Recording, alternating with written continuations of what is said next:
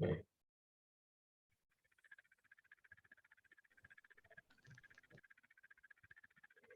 Ok.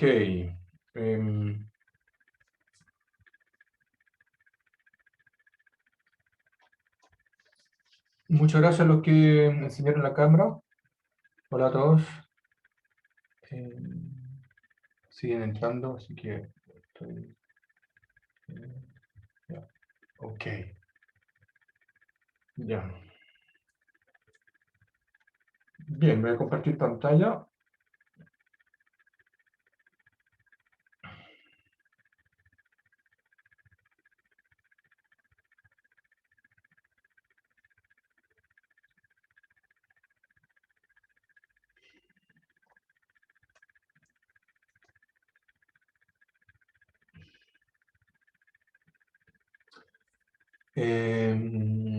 Ok, entonces, a ver, ¿en qué estábamos? Creo que alcanzamos a introducir transferencia radiativa y estamos hablando de la fuente de emisión y absorción. Entonces, en la clase pasada expliqué esta expresión que nos da la diferencia de intensidad específica en dos puntos a lo largo de un rayo y función de la fuente y los sumideros. Sería como la derivada total de la intensidad en dos puntos vecinos a lo largo de un rayo. Entonces, en una situación estacionaria en que no tenemos una dependencia explícita en el tiempo, este término complicado se resume en algo bien sencillo, que es simplemente esto, así. Lo ponemos de esta forma. Es d in a ds. Esto de acá sería el término k.nabla inu, en que k unitario es paralelo a s unitario. Entonces, el gradiente, o sea, la derivada parcial de I a lo largo del rayo es igual entonces a lo que llamamos las fuentes menos los sumideros. ¿Okay? Entonces, dentro de las fuentes tenemos todo lo que contribuye a la intensidad específica, que sería la emisión, por ejemplo, la emisión termal de fotones, o la reflexión de fotones a lo largo del rayo. Y dentro de los sumideros, en cambio, ahí tenemos todo lo que saca los fotones del rayo, que es decir, absorción, absorción real, o si no, reflexión fuera del rayo. Entonces, en la clase pasada también traté de justificar el coeficiente de emisión y el fondo de la idea acá es decir que entonces el término de fuentes simplemente lo escribimos como, al final tenemos lo siguiente, tenemos que la variación de INU a lo largo del rayo, si acaso no depende del tiempo, solamente depende de la posición, y esto de acá entonces lo vamos a escribir como una derivada total de INU. Entonces de INU va a ser igual a las fuentes que pueden ser el coeficiente de emisión, JNU por DS, en el caso de las fuentes, y este sería entonces el coeficiente de emisión. Este de acá el coeficiente de emisión por unidad de ángulo sólido. ¿Okay? Entonces sería con unidades, esto tiene unidades de watts por metros cúbicos por hertz y por estéreo radiano. Entonces, también, bueno, eso es para la parte de la emisión a lo largo del rayo de luz. Luego vimos la absorción, y la absorción entonces la modelamos como un coeficiente de absorción de esta manera. ¿Okay? Entonces tenemos que los sumideros, una parte de los sumideros entonces justamente debido a la absorción, esperamos que la podemos escribir de esta forma. Y bueno, un argumento más riguroso, pero medio difícil de entender, nos da efectivamente esta expresión, en que el coeficiente de absorción es la densidad de absorbente multiplicado por su sección eficaz. Entonces, esto de acá es la sección eficaz. Es la sección que ven los fotones cuando interactúan con los blancos. Es decir, tenemos absorbentes que digamos, impiden la propagación de los fotones, y esos absorbentes representan un área efectiva, y esa es la sección eficaz. Entonces, tenemos cómo tratar la emisión, la absorción, es una parte de la fuente, una parte de los sumideros, porque aún nos falta un tratamiento para la reflexión. Entonces, con eso quiero partir ahora. Queremos entonces tratar de explicar que tratar de escribir de alguna manera que los fotones pueden ser removidos a lo largo del rayo por reflexión. ¿Okay? Entonces, la situación que estamos tratando de modelar es esta. Tenemos fotones que interactúan con blanco y pueden chocar y ser reflejados. ¿Okay?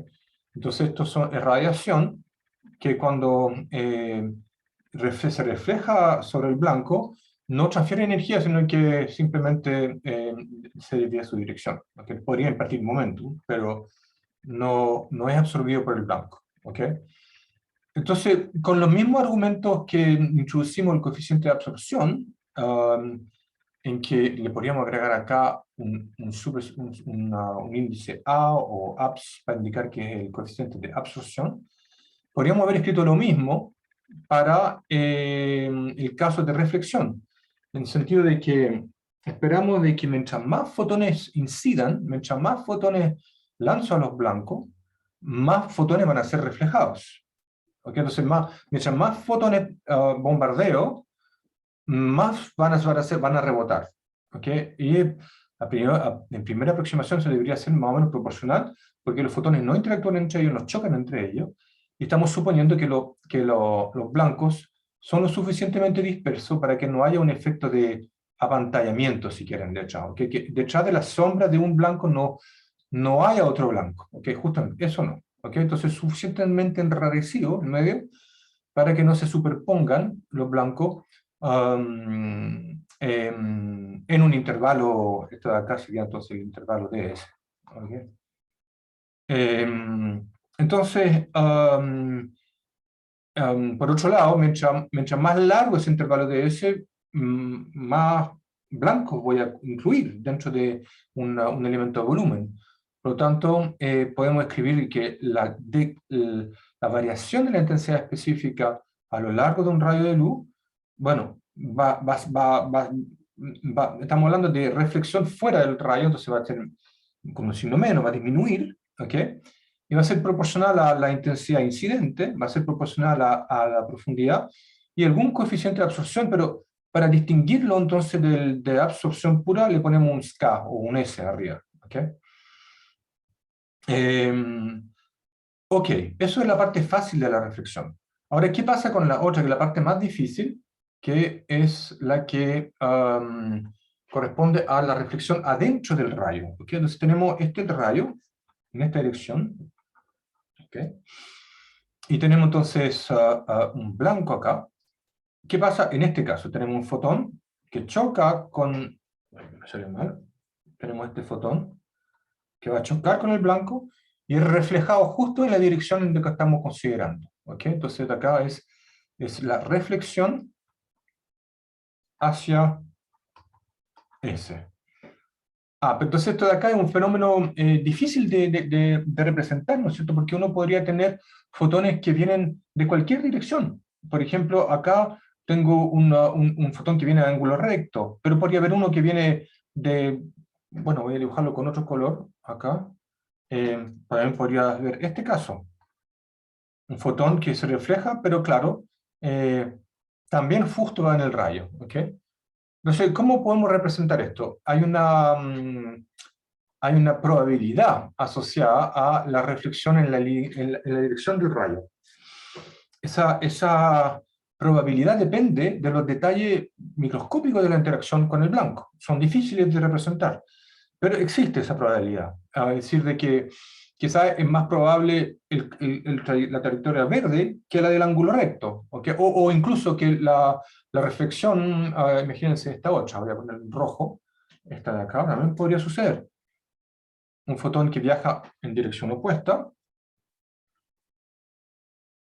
y que también se refleja a lo largo del rayo, ¿ok? Entonces, para describir esa probabilidad, usamos lo que llamamos la función fase. ¿Okay? Entonces, esta phi nu sería la densidad de probabilidad para reflejar un fotón que viene en dirección k en otra dirección k'.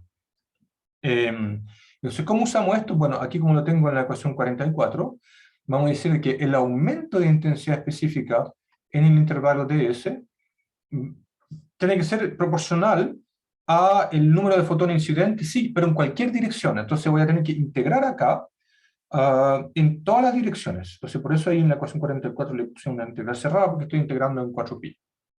¿Ok? Y bueno, es proporcional, sí, a las direcciones incidentes. ¿Ok? Entonces esto de acá sería un omega prima, en realidad. Y esto de acá sería entonces la variación en dirección S, que es paralela a K. Es lo mismo, S unitario y K unitario, son dos nombres distintos. Simplemente que S sería la variable lineal a lo largo del rayo de luz. Ok, entonces esto acá tengo que integrar en todas las direcciones, y para dar cuenta de esa diferencia de probabilidad entre las distintas direcciones, agrego esta densidad de probabilidad, que es la función de fase, de K y K'. Y me falta entonces el coeficiente que va acá, que va a ser algún coeficiente scattering.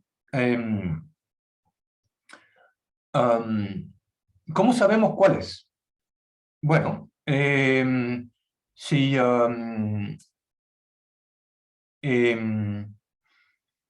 argumento acá para ver cuál, que este de acá efectivamente es el mismo que el scattering, que el de scattering anterior, y para verlo, me voy a poner en el caso hipotético que la radiación incidente es isotrópica, no depende de la dirección.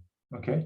Entonces, si INU es isotrópico, es decir, esto de acá va a ser igual a alguna constante B,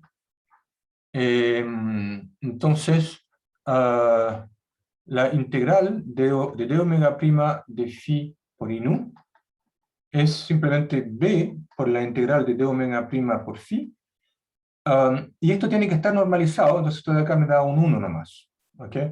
Entonces significa que el d INU es igual a alfa K por B. Y por otro lado tengo que tener absorción de fotones, o sea, no absorción, sino que reflexión de fotones fuera de la línea de propagación, que entonces esto de acá sería reflexión dentro, reflexión hacia el rayo. Y por otro lado, tendría, volviendo a escribir la variación, y acá con un ds, la variación debido a las reflexiones fuera del rayo, tendría B por ds. Y bueno, si tengo radiación isotrópica, eso significa que no cambia, por lo tanto, estos son iguales, y puedo identificar los coeficientes de scattering. Eso para explicar de que estos coeficientes de scattering son lo mismo, el de 43 y 44. El punto acá es que llegamos entonces a la expresión final de la ecuación de transfer radiativo en su máxima complejidad.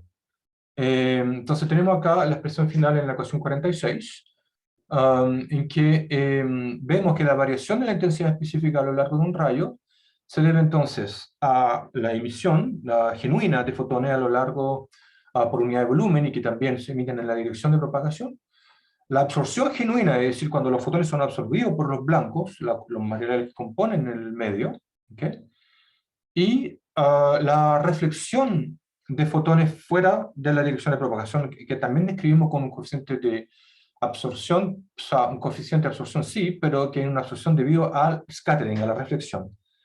Y por otro lado tenemos el aumento de fotones a lo largo del rayo, que vamos a describir entonces con ese otro coeficiente de absorción, que sería el coeficiente, o sea, perdón, el mismo coeficiente de absorción, pero con esta otra expresión usando la función fase. Um, y entonces vemos que en el caso de radiación isotrópica, lo que yo saque de la dirección de propagación es lo mismo que va a entrar, y por lo tanto igualamos acá los dos coeficientes y estos dos términos se cancelan igualmente, porque este i no depende de la dirección, en el caso de la radiación isotrópica. Entonces, Profe, ¿puede diga, repetir eso último? Lo que se cancela. ¿Puede repetirlo? sí. Disculpe, ya, Vicente. Gracias por la pregunta. Voy a repetir entonces.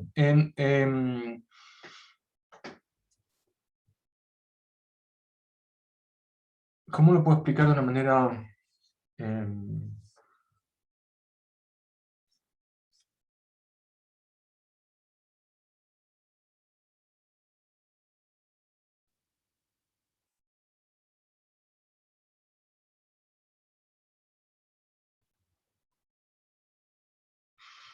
ok, pongámonos en el caso, miren, pongámonos en el caso en que en un medio que son puros espejos, son puras pelotitas que reflejan perfectamente, no absorben ni emiten nada. Son pelotitas frías, no emiten absolutamente nada y solamente reflejan la radiación. ¿Ok? Entonces, en ese caso, J no es cero y no hay absorción tampoco, y alfa de absorción es cero, ambos son cero. Lo único que podría cambiar la radiación entonces es la reflexión. Pero además, les digo, y este mecanismo de reflexión es isotrópico. ¿Okay? O sea, digamos, perdón, no es que el mecanismo sea isotrópico, sino que la intensidad de radiación, nos ponemos en la situación en la cual ponemos estos blancos ideales, los blancos son ideales, son pelotitas reflectantes, son unos espejitos esféricos, y los ponemos en esta situación ideal también, en la cual tenemos radiación isotrópica. ¿Okay? Entonces, si la radiación es isotrópica, da lo mismo o sea, digamos, el número de fotones que entran o que sale debiera ser lo mismo para un rayo, porque si no cambiaría la dirección, habría una dirección isotrópica, ¿no es cierto? Si yo digo que hay más fotones entrando dentro de un rayo que los que salen, significa que hay una dirección preferencial, que es la del rayo. Yo digo, no, la radiación es isotrópica, ¿ok? Entonces, significa que estos dos términos se deben cancelar. Lo que yo saco de la radiación es lo que entra. Pero si la radiación es isotrópica, este I puede salir de la integral, porque no depende de la dirección, K. Y como la función fase está normalizada, cuando yo integro, esto de acá me va a dar un 1 simplemente. Y por lo tanto tengo que menos alfas K fuera del rayo, más alfas K dentro del rayo, tienen que ser los mismos. Y por lo tanto los coeficientes de reflexión fuera del rayo y de reflexión dentro del rayo deben ser iguales. El argumento no es tan fácil de comprender. El punto de fondo es que esta función fase está normalizada, que la definimos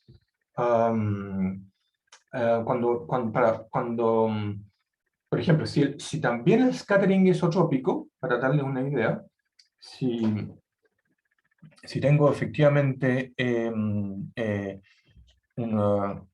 la situación del scattering isotrópico, aparte de que la radiación sea isotrópica, significa eso significa que la función fase, que podría depender de dos direcciones, ¿okay? Esto de acá es un teta, un phi, y un teta prima y un phi prima. Esto va a ser 1 partido por 4pi. De manera que la integral en ángulo sólido me dé 1. ¿Okay? Entonces, insisto, esto de acá no es no nos vamos a ir demasiado hondo en transfer radiativo. Yo acá solamente estoy tratando de justificar la ecuación maestra de transfer radiativo. Y no nos vamos a poner en casos complicados de función fase direccionales y cosas así. Pero acá sí que es importante que necesito que comprendan es esta estructura, la ecuación 47. La variación de la intensidad específica a lo largo de un rayo, entonces, se debe a un coeficiente de emisión y a un coeficiente de absorción. Entonces, el coeficiente de emisión depende de las propiedades del medio solamente. En cambio, la absorción depende también, es proporcional a cuántos fotones inciden. Por otro lado, el coeficiente de emisión total lo dividimos en una parte de emisión genuina, de la creación de fotones, más la reflexión de fotones a lo largo del rayo. Y, por otro lado, el alfa nu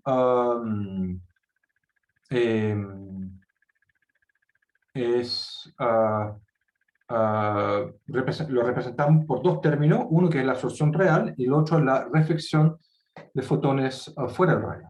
¿Okay? Entonces, el J nu scattering acá lo tengo definido acá arriba y es una integral sobre la radiación incidente. Ok. Ahora quiero pasar a otro tema, que es el de la radiación termal. Entonces, este de acá es un tema un poco difícil, pero probablemente han tenido alguna oportunidad de escuchar antes de la radiación de cuerpo negro. Entonces, lo que queremos hacer acá es tratar de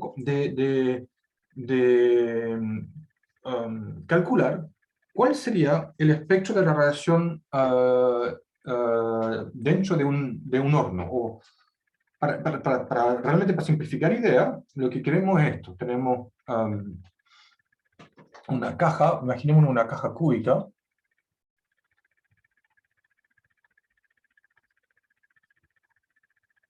que tiene un lado A, y estos de acá son paredes reflectantes.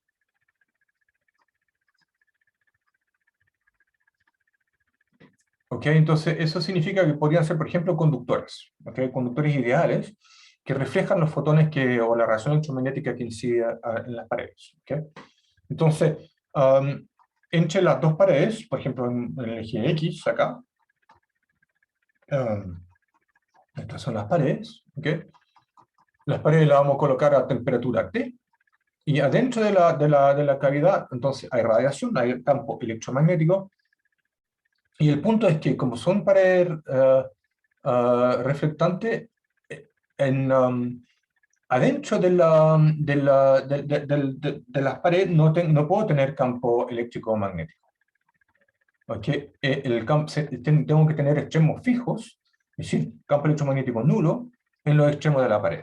¿Okay? Entonces eso nos va a permitir resolver la ecuación de onda, que la ecuación de onda era esto.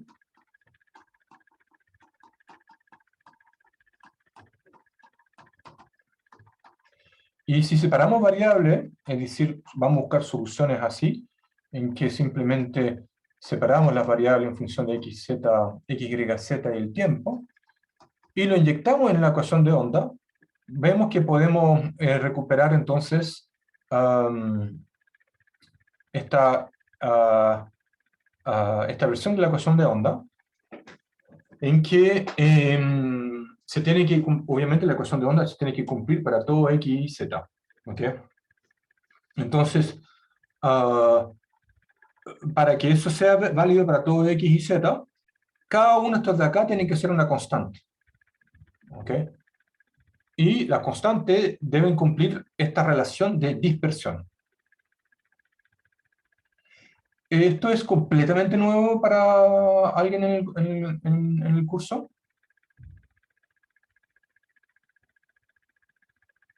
Ok, yo creo que todos deberían haber visto algo parecido en algún momento dado. Okay. Entonces, esto sería la relación de dispersión que nos relaciona entonces los números de onda en dirección X, Y y Z. Y a su vez el tiempo también tiene que ser una constante que acá escribimos como la frecuencia angular al cuadrado. ¿Okay? Entonces, por ejemplo,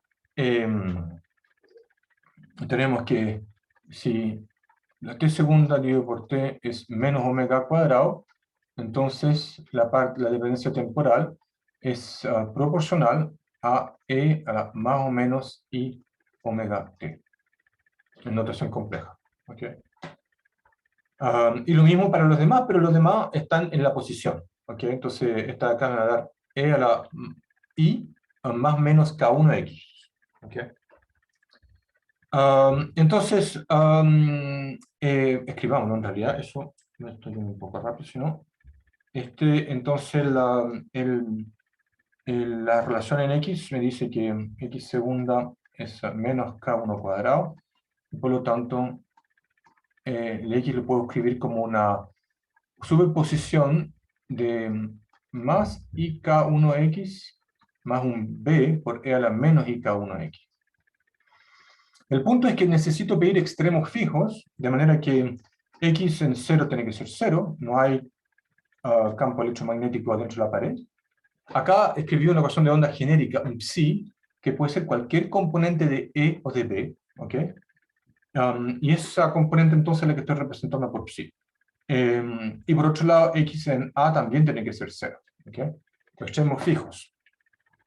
Entonces, una manera de tener eso es con un seno. Entonces escribimos que x de x entonces es proporcional a un seno de n1 por pi x partido por a, en que n1 está en los naturales. Entonces, al final, la solución a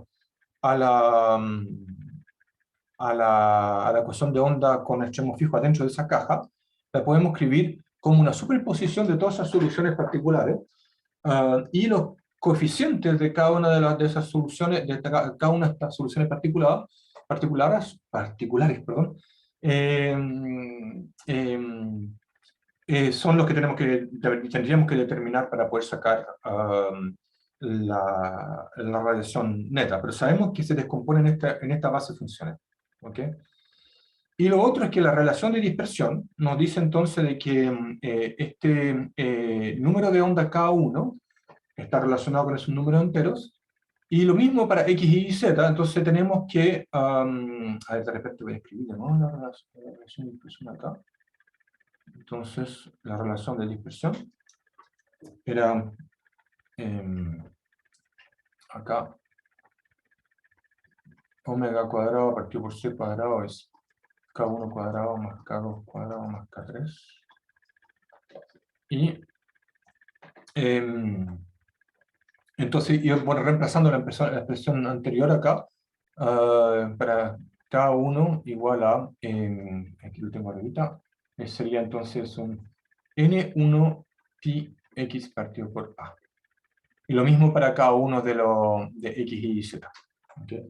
Entonces, por eso llegamos a esta expresión en que para la frecuencia angular, que depende de estos tres números enteros, n1, n2 y n3. No son cualquier frecuencia, son solamente esas las que podríamos tener adentro de esa cavidad.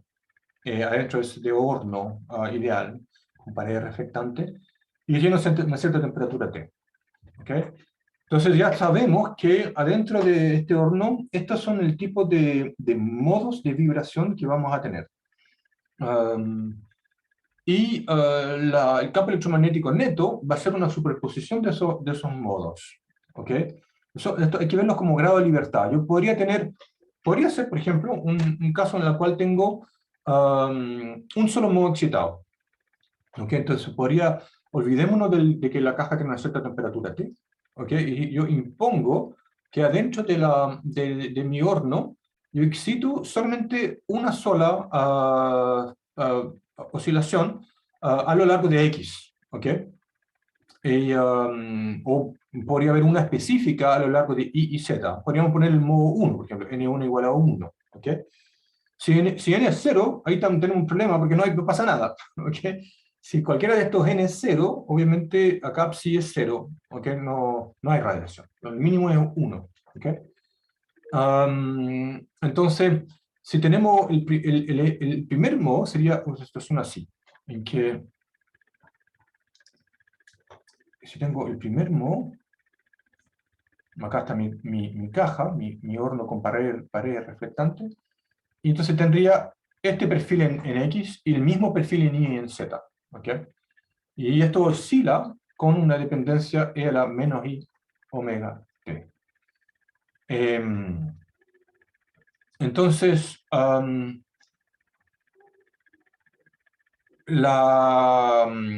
obviamente lo que nos importa acá es la parte real, que es esta notación. Por lo tanto, aquí la parte real es el coseno de omega t. ¿Ok? Sería entonces la manera en que evoluciona temporalmente esta radiación adentro de la cavidad.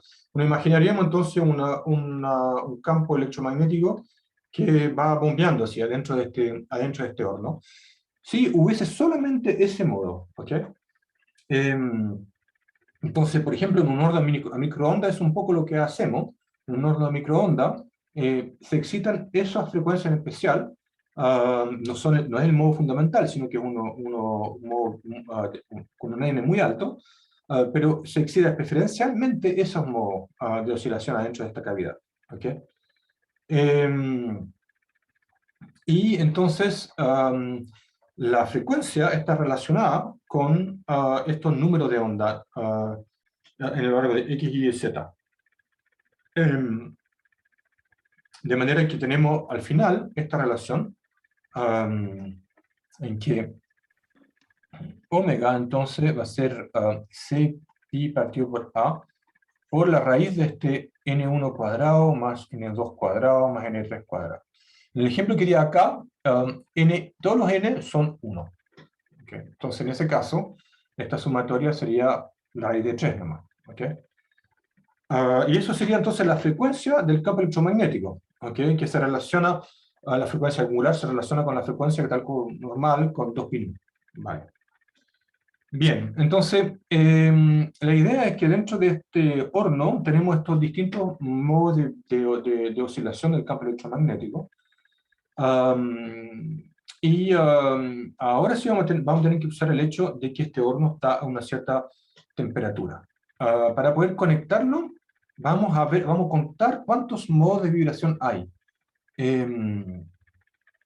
Entonces, importante recordar acá, que cada uno de estos n's representa un modo de vibración del campo electromagnético. Esto sería el modo de vibración de la cuerda en el eje X.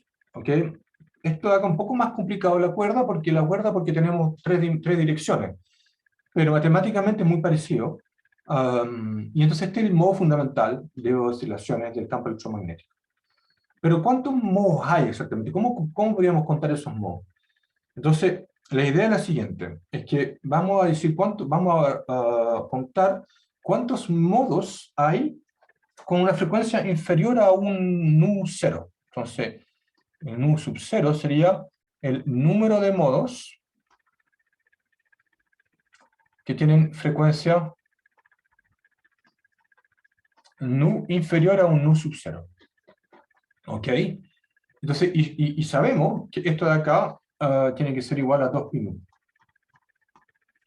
Entonces, para contar esos modos, vamos a usar un truco típico truco de ondas, en que nos vamos a graficar los modos en el espacio de los n. O sea, acá tengo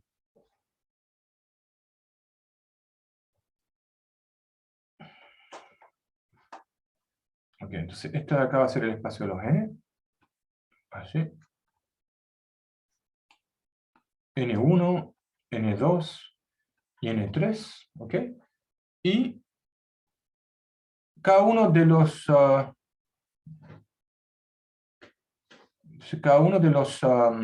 números enteros lo represento acá.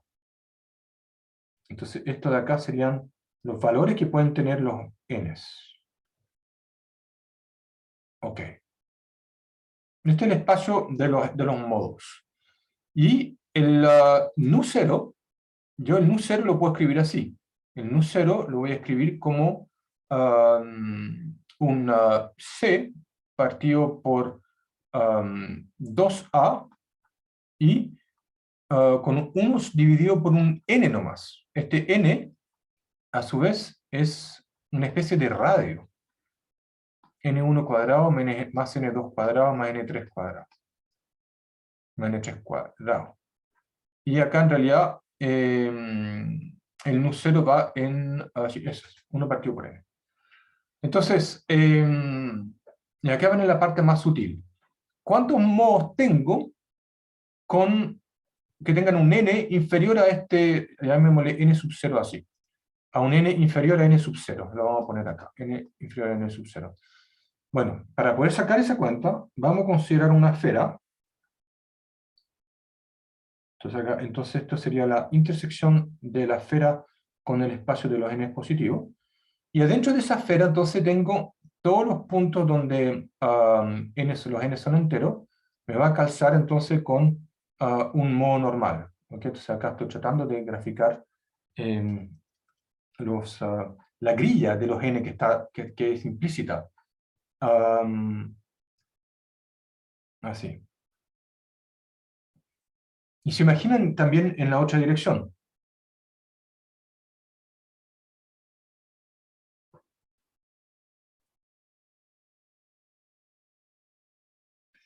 Entonces, se imaginen que esto acá llena el volumen, ¿ok? Entonces, esta es la parte difícil de seguir.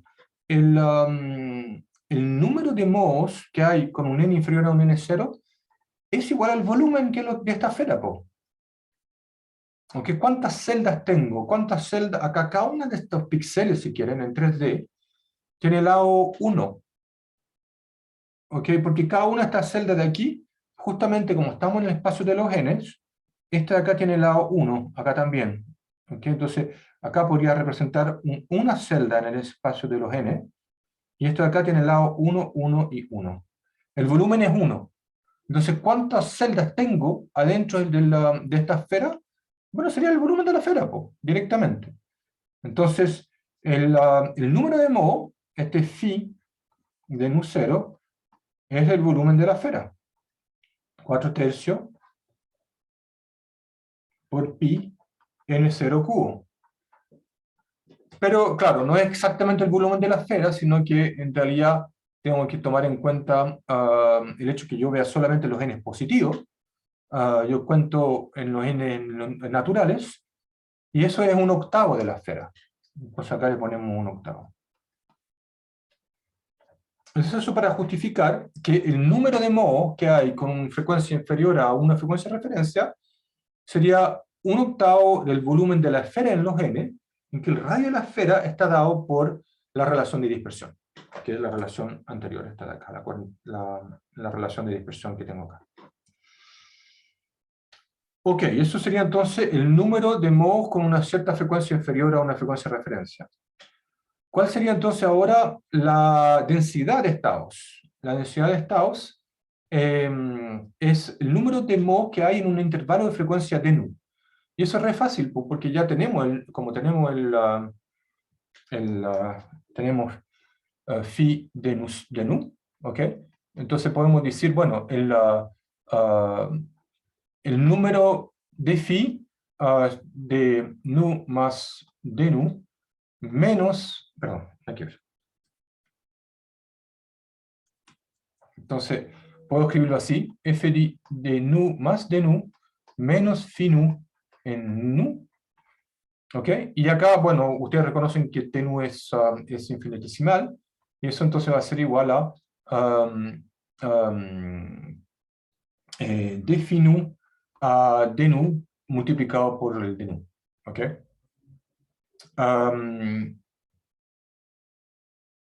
Sí. Y esta cantidad de acá, justamente, es la que vamos a llamar el número el número de estados que hay en ese intervalo de nu, o sea, sería el número de estados, el número de modos, estamos hablando de modos, con el terminal local. Entonces, con eso introducimos entonces esta densidad de estados. Perdón, esto de acá es mentira, vamos a meter, no lo vamos a llamar así porque si no voy a confundir la notación. Voy a correr esto para acá, borrar este de n, es el de phi nomás. Y esto es lo que vamos a llamar entonces la densidad de estado. ¿Ok? Entonces, este es el número de estados que hay por intervalo de frecuencia nu. Si quieres saber cuántos estados hay, bueno, es un DFI, es el número de estados que hay entre las dos en un intervalo de frecuencia, va a ser la densidad de estado multiplicado por el intervalo de frecuencia. Okay. Y bueno, ese número de estado lo tenemos escrito acá. Eso es phi de nu, entonces va como a nu 0 al cubo. Escribámoslo bien, aquí, acá abajo. Entonces tengo como phi de nu es 1 octavo del 4 tercio por pi por a dividido por c por pi al cubo y por la frecuencia al cubo. Sí. Entonces, eso significa entonces que el d phi de nu, derivo simplemente, eso d phi de nu va a ser entonces un medio, 1 partido por pi cuadrado, no lo voy a hacer así, un medio por 4 tercios de pi a cubo, multiplicado por 1 sobre c por pi al cubo, y por nu al cuadrado. Y me faltó el 3. Voy a poner acá un 3. Ok, entonces sería entonces la densidad de estado. Y la densidad de estado por unidad de volumen, bueno, acá yo reconozco el volumen, yo puedo dividir por este volumen de acá. Esto de acá sería el volumen de la esfera. Entonces la densidad de estado por unidad de volumen va a ser entonces ρ, que sería d phi de nu,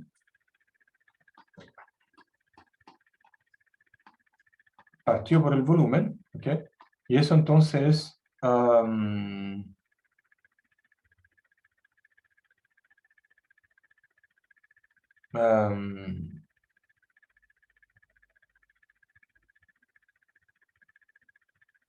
alguna cosa rara hice, a ver. Ah, sí, pues nada que ver, ya. Este, el n cubo 4pi un cuadrado, sí. A ver.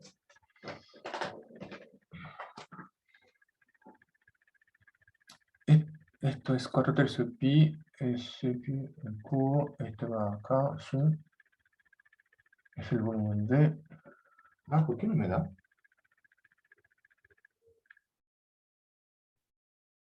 Ah, claro, no, es que me confundí, no es el volumen, estamos hablando de una caja cúbica. El volumen no es esto. Esto está mal hecho. Lo voy a borrar, voy a reescribir esta parte de acá. Esto de acá no es el volumen.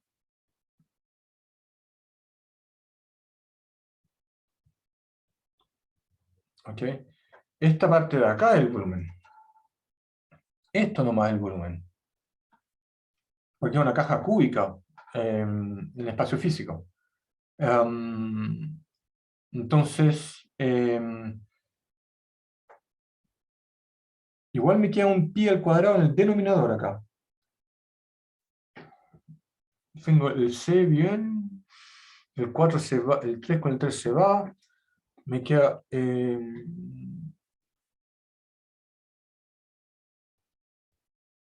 queda un 2, a ver.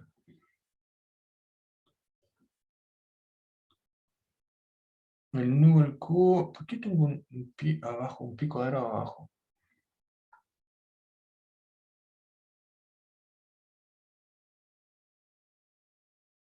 Bueno, yo estoy dudando de mi transparencia. Tengo que verificar lo que tengo acá porque creo mal el cálculo que estamos haciendo ahora. Un octavo, quizá esta expresión para el n no es correcta. A ver, lo tengo escrito más adelante. El n entonces sería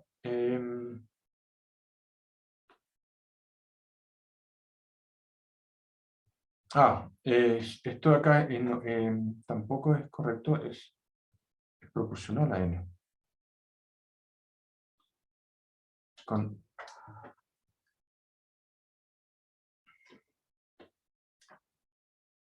así. Y me faltó aquí 2 pinú, sí, sí. Bueno, es que el problema está en esta expresión, aquí este pi no debería estar. Acá hay un error con este pi. Este pi está de más. Tengo que corregirlo. Este de acá no debería estar. Porque n es...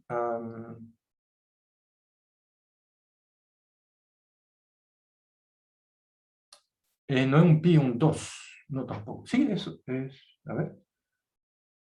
2a nu 0 partido por c.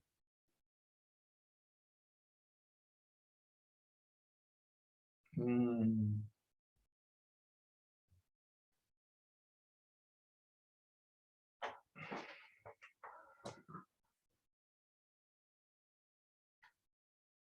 Tengo que chequear esta parte de mis apuntes, no los quiero relatar ahora. Esta parte tengo que, o sea, digamos, esto está malo. No hay un pi acá abajo, y le creo más a lo que les puse aquí. Pero finalmente entonces yo sí sé que esta fórmula es correcta, y se debe llegar a este término de acá. Esto lo ordeno para la próxima vez. Pero... punto entonces que tenemos esa densidad de estado, que es el número de modos del campo electromagnético por intervalo de frecuencia y por unidad de volumen. ¿Okay? Que este rango de frecuencias, cuántos modos pueden haber dentro de esa caja, dividido por el volumen de la caja. Entonces,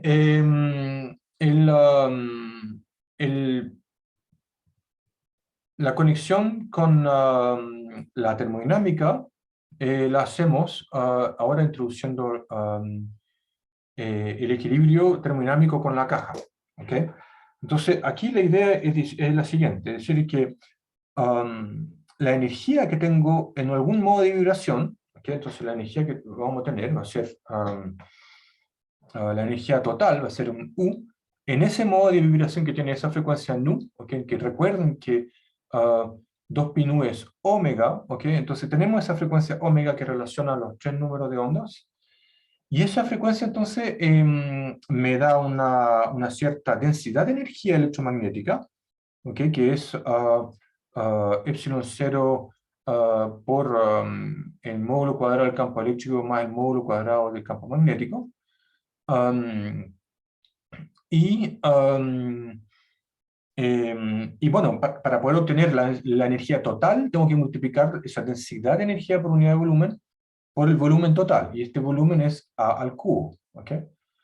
Esa sería la energía total que hay en ese modo. Y ese modo, entonces, es uno de los grados de libertad que tiene el campo electromagnético dentro de la cavidad. ¿Okay? Entonces, en termodinámica, asociamos una probabilidad a esta energía total del sistema, que es esta, que es E a la menos 1 partido por kT por esa energía total. Porque eso sería estadística de Boltzmann, si quieren, o la estadística en el gran canónico. El canónico, perdón, el ensamble canónico. Pero el punto acá es que esto de acá lo vamos a llamar estadística de Boltzmann simplemente.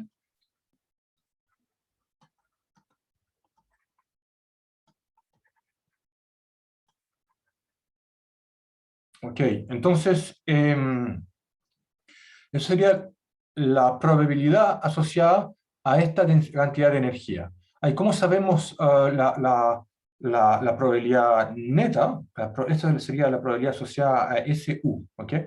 Tengo que dividir por todos los valores posibles que puede tener este U. ¿Okay? Tengo un problema acá porque los valores posibles que puede tener un U dependen de los E, ¿no es cierto? Entonces, acá voy a dividir por la integral en todos los valores posibles del campo, de cada una de las componentes del I, cada una de las componentes del B, por 1 partido por KT por U. O algo así habría que hacer. No nos gusta mucho esto, pero por último pensar en el teorema de equipartición, que dice que en física, en termodinámica, uno asocia un medio kT por cada grado de libertad. Y acá tengo un modo que es un grado de libertad. Entonces, además hay un tema de los grados de polarización del fotón, que agregan un factor 2, pero eso es un poco un pelo de la cola comparado a lo que vamos a ver ahora, que nos dice entonces de que si la densidad, que dice entonces lo siguiente, que la densidad de energía media asociada por ese modo, un U, entonces es un medio kT, que sería el que uno saca cuando hace esta integral, la integral para la probabilidad sale este medio kT, multiplicado entonces por el número de mohos que tienen esa frecuencia, que sería entonces la densidad de mohos. Entonces la densidad de energía en un intervalo de frecuencia de nu sería entonces la equipartición por modo multiplicado por la densidad de mohos. Tengo que agregar acá el volumen, el A al cubo, ¿ok? Y entonces cada modo lo tratamos como grado de libertad independiente. Si no les gustó el argumento con la estadística de Boltzmann, recuerden el teorema de equipartición, que le da un medio kT a cada grado de libertad. Entonces, así como moviendo las manos un poco, uno llega a la idea de que la densidad de energía, que sería este valor medio dividido por el volumen, tiene que ser como un kT por esa densidad de estado, y este de acá va como kT por nu al cuadrado. Entonces eso es una catástrofe, la catástrofe ultravioleta, porque predice que el espectro de la radiación adentro de esta caja, ¿va?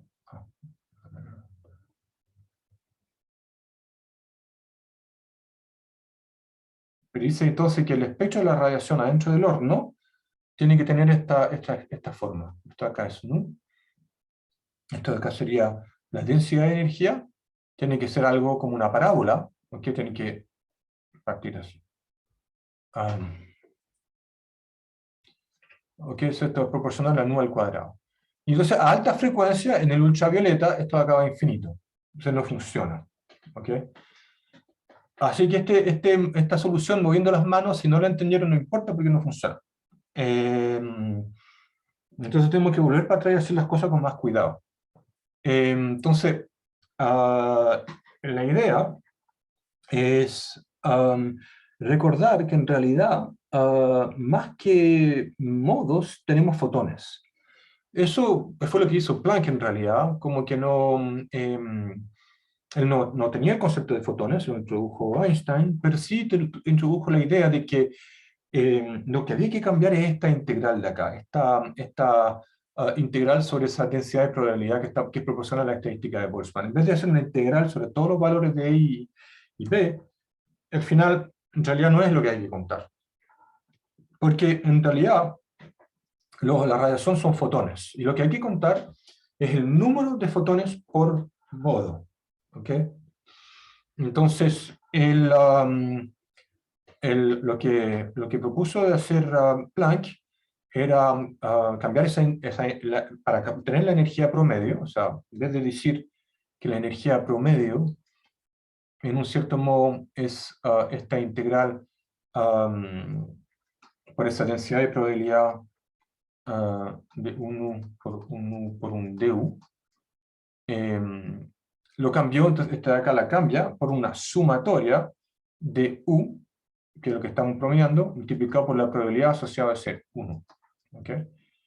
Para nosotros, lo que ahora, 120 años después, ya en vez de hacerlo a ciegas un poco como hizo Planck, podemos decir de que cada fotón tiene energía h nu, ¿ok? Y por lo tanto, la densidad de energía que hay en un modo va a ser el número de fotones que tiene esa frecuencia de ese modo multiplicado por esa energía nu. ¿Ok? Entonces, la probabilidad De hecho, voy a cambiar un poco de notación acá. Aunque esta acá lo vamos a llamar un N mayúsculo. Así, un N derecho. Entonces, esto sería el número de fotones dentro de la cavidad. ¿Ok? Esto les recuerdo. Esto acá es un normo que estamos tratando de ver. No, la pregunta que nos estamos haciendo es cómo es la radiación electromagnética dentro de ese horno que tenga temperatura T. ¿Ok? Partimos diciendo que el horno tenía pared reflectante y buscamos entonces cuáles son las soluciones de la ecuación de onda cuando tenemos bordes reflectantes. ¿Ok? Vemos que hay modos. ¿Ok? Y entonces modos no son las frecuencias permitidas del campo electromagnético dentro de esa cavidad. ¿Ok? Entonces, la energía total en una frecuencia dada va a ser el número de fotones que tienen esa frecuencia multiplicado por la energía de cada fotón. ¿Ok? Y por lo tanto, la probabilidad asociada a esa energía va a ser la exponencial de menos 1 partido por kt por 1, dividido por lo que llamamos la función partición. Y el z es la sumatoria en todos los n de e a la menos 1 partido por kt por n1. Perdón, no.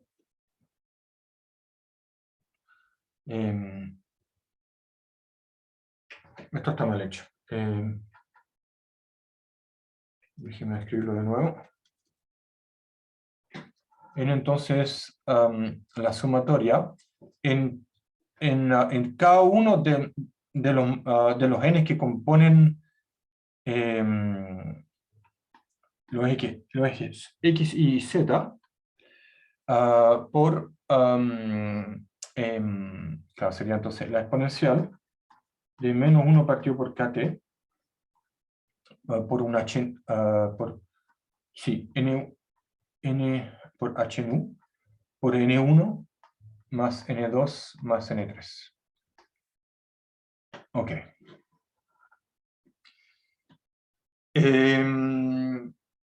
Y el 1U, ok, 1U entonces, 1U es entonces el n1 más n2 más n3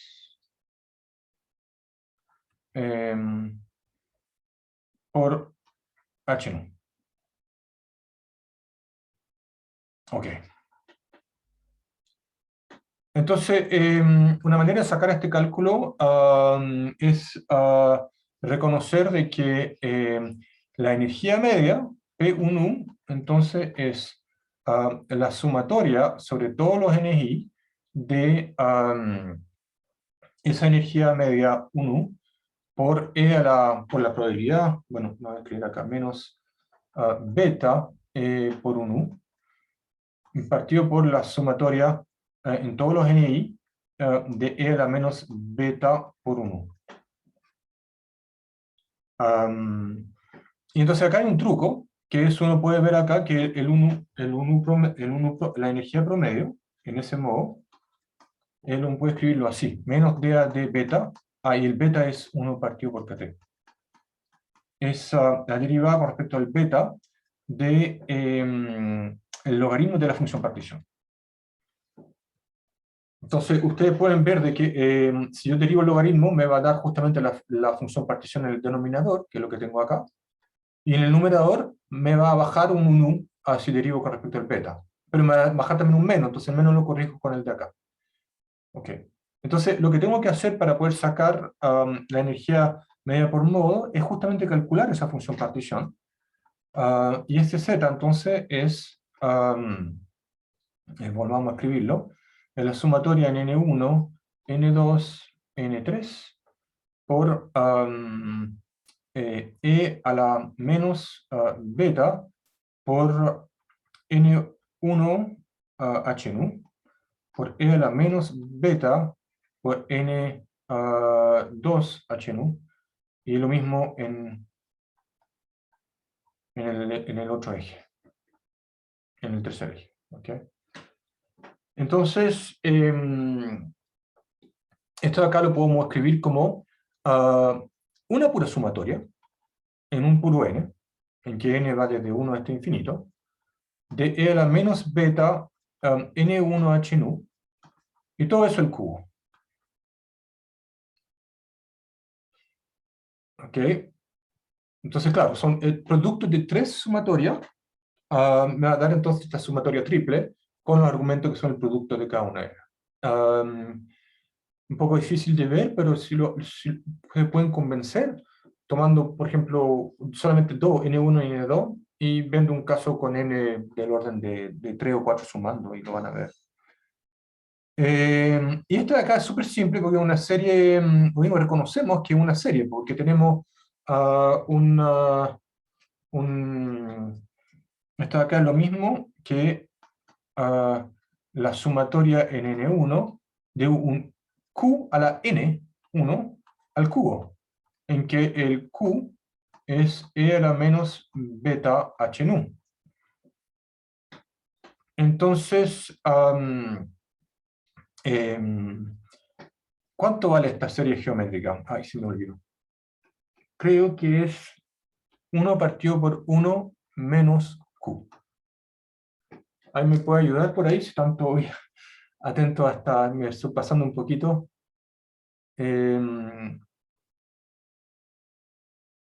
Acá tenemos hasta sumatoria hasta infinito allá arriba. ¿Reconocen esa es la sumatoria de la serie geométrica?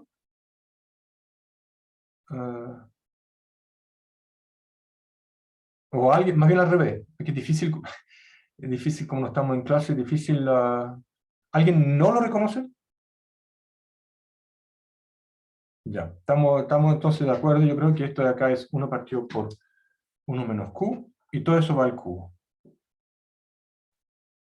Entonces, la energía esperada en estadística de Boltzmann va a ser entonces menos d a d beta por el logaritmo de 1 partido por 1 menos q al cubo.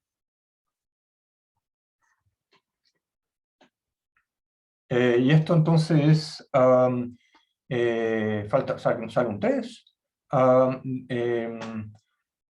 Entonces tengo que sacar el d a de beta por el logaritmo de 1 menos e a la menos h nu partido por kt. Eso es. Sí, 1 partido por beta h nu menos beta h nu. Ok. Y entonces tenemos la energía, el promedio de la energía esperada en ese modo de vibración, que va a ser entonces 3 veces partido por 1 menos e a la menos beta h nu. Y acá tengo que derivar, entonces me va a dar el menos de acá se me va a ir con el menos de arriba, me va a quedar entonces un h nu por e a la menos beta h nu. Ok, entonces esto es la energía promedio esperada sumando los fotones en cada modo de vibración. Y esa justamente la relacionamos con... debo tener algo... A ver... El Z sí, el H no. Diga, Vicente. A mí me quedó un poco haciendo ruido qué significaba bien la probabilidad de un U. Es como la probabilidad de qué, Em, con la que promediamos, digo.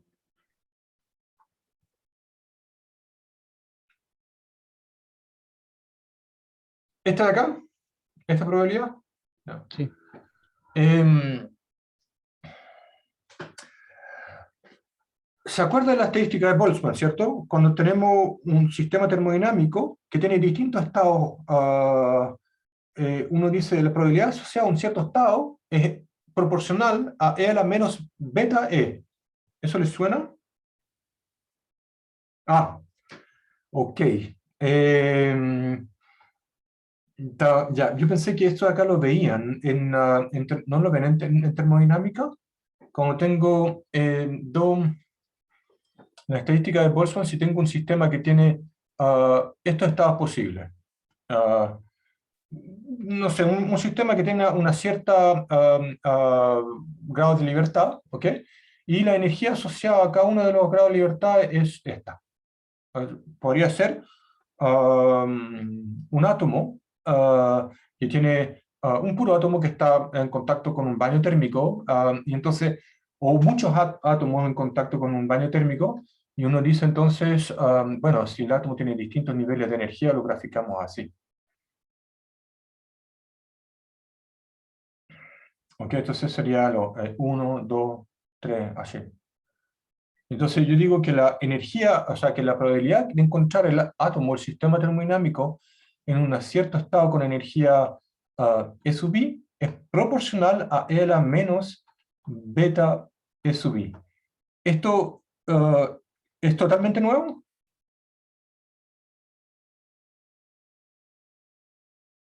Profe, para al menos de lo único que me acordaba yo era de lo de la esfera que se ocupaba como para sacar los grados de libertad. Eso sí me acuerdo bien, pero lo de la exponencial no me acuerdo. Em, Gracias, Sebastián, por aclarármelo. Ok, esto es súper necesario porque vamos a necesitar esto. Ah, Esto se llama la estadística de Boltzmann. Igual es súper simple de usar. Se nos alargó un poquito ya la hora, pero quedé preocupado con esto. La probabilidad, ¿cómo le explico esto? Mm. Pero en todo caso, de repente, pongámoslo así, digamos, esto de acá es, me voy a demorar mucho si me pongo a demostrar esto de acá en el curso. Es la idea es la siguiente, que tengo un pequeño sistema A en contacto con un sistema mucho más grande que se llama A'. Y A' a veces le llaman el medio, si quieren, ¿ok? Y la idea acá es decir de que este medio es mucho más grande que el sistema A y tiene una cierta temperatura T.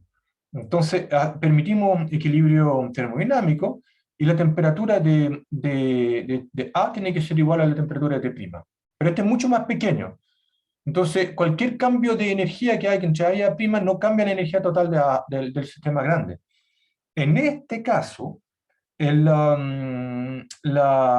el axioma que dice que en equilibrio termodinámico todos los microestados del universo de A y A' son igualmente probables, nos permite decir de que los microestados accesibles a A no son igualmente probables ellos, y tienen una probabilidad dada por la E a la menos beta la energía de A. Es decir, que si tengo la probabilidad asociada a una energía E en, ah, para el subsistema A, es entonces la probabilidad de encontrar a en esa energía E es proporcional a la exponencial de menos beta E, en que beta es 1 partido por kt. ¿Ok? Entonces, esto de acá es E a la menos E partido por kt. Entonces, acá ustedes ven que los estados de más alta energía son poco probables. ¿Ok? Y entonces lo que decimos es que la energía esperada, el valor más probable para la energía de A, es la sumatoria sobre todos los estados que son rotulados por uno o más números n, números cuánticos, uno diría, el número que rotula los microestados, es entonces E a la menos E de los n, partido por kt, multiplicado por esa energía de los n, y tengo que sumar todas las probabilidades, ¿no es cierto?, para que esto tenga sentido. La suma de las probabilidades tiene que ser 1, quiero decir. Lo voy a escribir acá.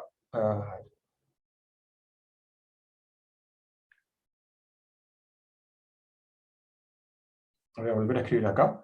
la probabilidad asociada a un cierto estado con números n, entonces es e a la menos beta e sub n partido por la sumatoria entre todos sus números de estado, los números, claro, los estados, de manera que la sumatoria entre todos los n de los p de e sub n es entonces la sumatoria de lo que tengo arriba,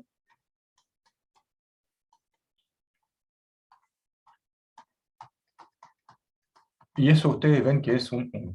De verdad no habían visto eso, me sorprende, porque es súper importante ver eso en termodinámica. Qué raro, yo hice el curso de termodinámica hace 2 años y estaba no todo, o sea, ¿alguien no ha visto termodinámica? O sea, es que hay gente, aquí lo estoy leyendo en el chat, que hay gente que dio termoquímica y ese ramo también sirve para dar uno puede tomar cualquiera de los dos. Ok, ya. Pero ¿a algunos de ustedes les suena esto que estoy viendo, la estadística de Boltzmann? A mí me suena. Ya, gracias. Sí, a mí igual me suena. Ya, ok. Bueno, miren, disculpen, me alargué mucho, no es mi intención hacer clases largas, la verdad. Quizás no debiera tratar de demostrar esta radiación de cuerpo negro, sino que de repente el jueves resumir los conceptos claves y tengo otra manera de introducirlo que usando pura termodinámica, sin usar física estadística, sin usar la estadística de Boltzmann. Entonces voy a hacer eso. Voy a resumir lo que vimos ahora, simplemente porque ya en el fondo ya hicimos la demostración, porque ya sacamos la energía promedio dentro de una cavidad. Sacamos este factor que tengo aquí, y ustedes saben que la intensidad de energía justamente está relacionada con la radiación dentro del horno, y esa radiación termal es lo que vamos a llamar entonces la función de Planck, que es súper importante para aplicarla bueno, a todo, pero en particular en astrofísica es crucial porque esto representa el espectro estelar en primera aproximación. Entonces,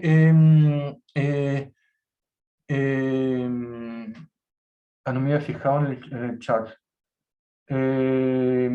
Vale. Ok, eso, vamos a quedar hasta acá nomás. Disculpen, se me pasó completamente la hora y el juego voy a tratar de ir más al grano, tratar de explicar los conceptos básicos sin ir en los cálculos. Y después les muestro el argumento termodinámico, que no permite sacar la función de Planck, pero sí permite sacar la ley de Stefan Boltzmann. Entonces, con esto quedamos hasta acá ahora. Muchas gracias por su paciencia y atención. Y entonces nos vemos el jueves. Profe, hay en el Leblanc, que es el libro que pasó usted para el curso, ¿esta materia explicada o esto lo explica usted nomás? Sí, mire, hay un libro que es un mamotresco enorme, que es el Carroll en Osli. Ahí se explica en detalle. Está más condensado en el libro que he recomendado más porque es más compacto. O sea, el Carroll en Osli sería como la referencia que es como la enciclopedia, si quieres, ¿no? Pero tiene 1000 páginas. Entonces, como para ir al grano, yo creo que es mejor ese otro libro que le recomendé de Leblanc. ¿Ok? Bueno, con eso, muchas gracias. Chau. Chao, profe, gracias. Yo, profe, muchas gracias.